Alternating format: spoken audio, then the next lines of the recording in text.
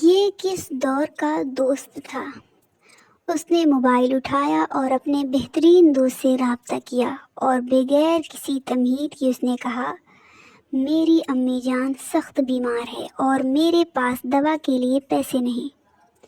دوست نے اس کی بات پورے پونے سے پہلے جواب دیا کہ تم مجھ سے عصر کے بعد رابطہ کرو، اور کال منقطع کر دی۔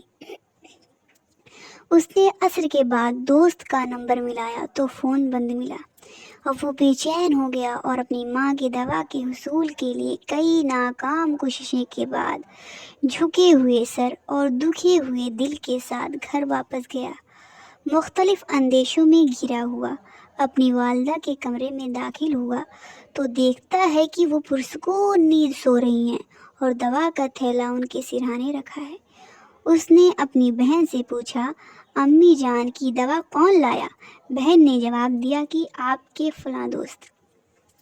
وہ فوراً گھر سے نکلا اور اس دوست کے گھر پہنچا اور اس سے ملا، پرنم آنکھوں سے اس کا شکریہ ادا کیا اور کہا، میں نے عصر کے بعد آپ سے رابطہ کیا لیکن آپ کا فون بند مل رہا تھا۔ دوست نے اس کے کندھے پر ہاتھ رکھتے ہوئے کہا، میں نے موبائل بیچ دیا اور اس رقم سے آپ کی والدہ کی دوا خرید لی۔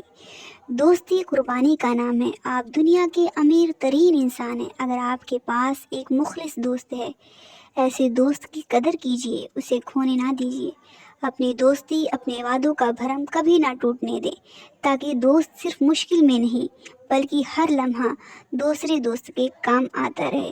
جزاک اللہ۔